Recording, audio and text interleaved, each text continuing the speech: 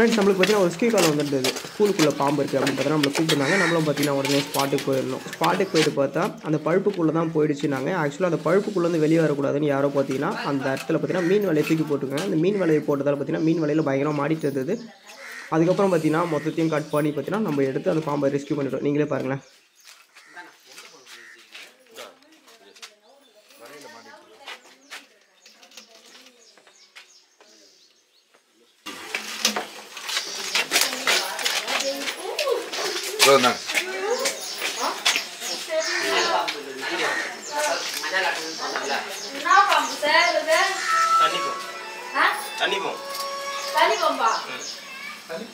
தண்ணி பாம்பு இந்த பசங்க இருக்குமா? வரும். செக்கிடி கில்ப. இது ஒரு வகையான தண்ணி பாம்பு. அப்படியா? சார் வணக்கம் சார். என்ன தண்ணி பாம்பு?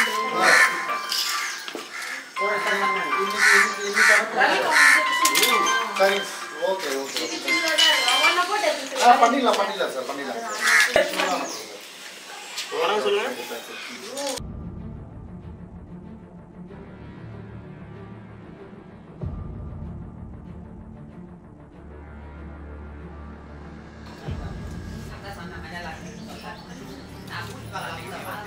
வலையில மாட்டிச்சு ஒரு பாம்பு. நம்ம 2 பேரு பாலண்ணா கூட தானே சொல்கிறேன். நான் பாலண்ணா கூட வந்தாரு நடாரி. நான் பாலண்ணா கூட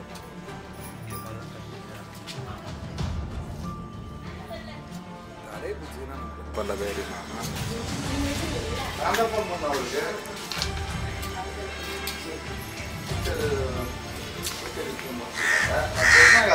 ஃபோன் பண்ணேன் சார்.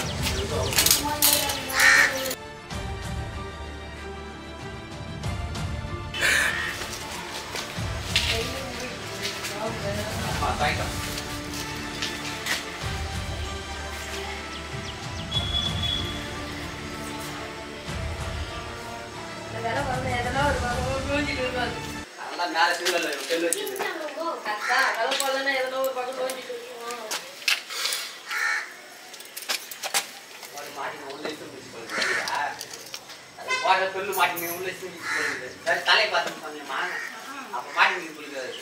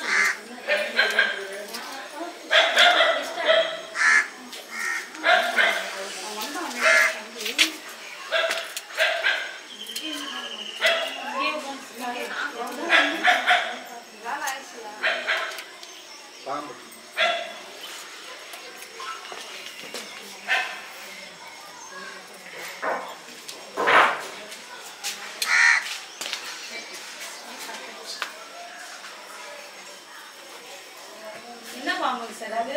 தண்ணி பாம்பு.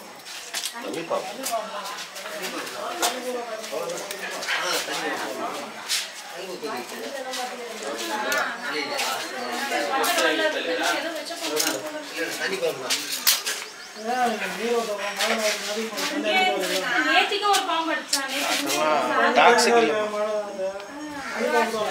சொல்லவேதான் சார் சென்னைக்கு போயிட்டு கால் போச்சு.